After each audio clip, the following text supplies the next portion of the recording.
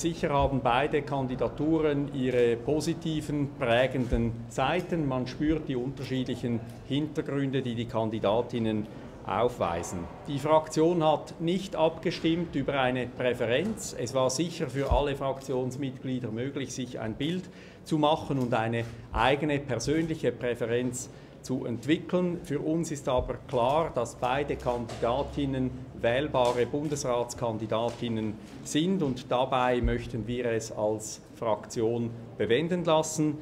Die FDP wird sich sicher an die Auswahl aus diesem Ticket halten und natürlich erwarten wir im Gegenzug auch, dass sich die CVP-Fraktion an unsere Ticketauswahl hält. Danke bestens. Parfait. La fraction libérale radicale a donc entendu aujourd'hui les deux candidatures du Parti démocrate chrétien. Nous avons une discussion nourrie, comme toujours, lors de ce type d'exercice-là.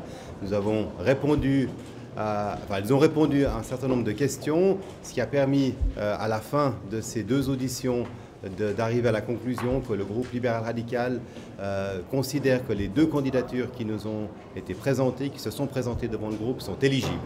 Le groupe décidera évidemment demain, comme c'est la pratique, quelle est la candidature qui va être choisie, mais à ce stade, nous considérons que les deux candidates qui se sont présentées sont éligibles. Et nous attendons bien évidemment le même comportement de la part d'autres fractions qui considèrent que les candidatures libérales radicales sont elles aussi des candidatures qui sont éligibles. Besten Dank. Haben Sie Fragen, die wir beantworten können? Ja, Herr Walti, vielleicht eine Frage für die Tagesschau. Keine Wahlempfehlung also beim CVP-Ticket, aber man hört, eine Mehrheit der FDP-Parlamentarier sei für Frau Amherd.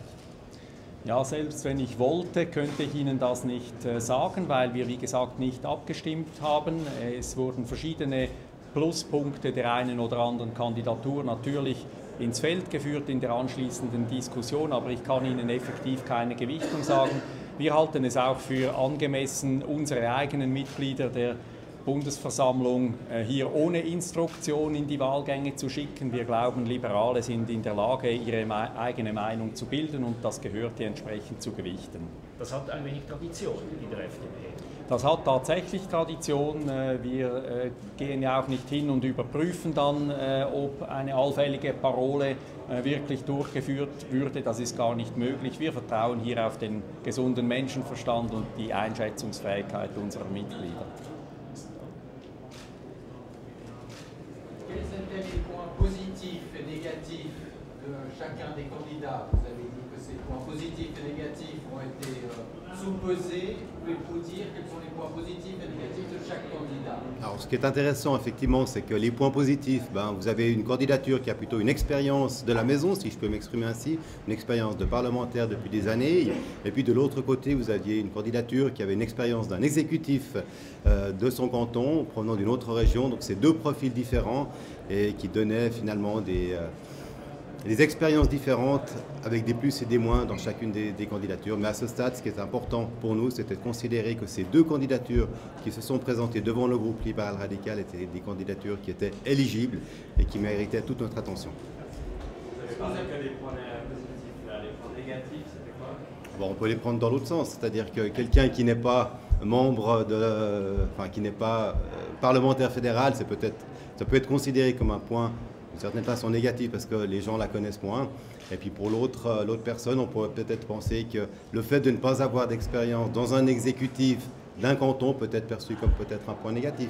C'est deux, trois éléments qui peuvent être mis en valeur. Mais de nouveau, pour nous, le plus important, c'est que ces deux candidatures ont globalement des points qui sont évidemment plus positifs que négatifs parce que sinon, elles ne seraient pas considérées comme des candidatures éligibles à l'Assemblée fédérale. Vous avez posé des questions, vous avez exigé des conditions, vous avez requis en fait des... je ne sais pas. Une question.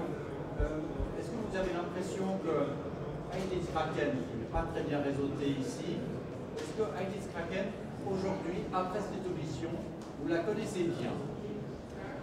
disons qu'on a pu se rendre compte de cette personnalité, qui est une personnalité riche, qui a son expérience dans son canton. Le fait et ça répond peut-être à la question qui était peut-être mal formulée juste avant, il y a eu un certain nombre de questions, elle a apporté des réponses, comme c'est l'usage dans ce genre d'exercice, et c'était une façon de découvrir cette personne. Effectivement, malgré le temps qui était réduit, mais qui est normal compte tenu de ce type d'exercice de présentation dans les différentes fractions, on a pu percevoir une personnalité, enfin on a pu connaître la personnalité un peu plus de Mme Skraken.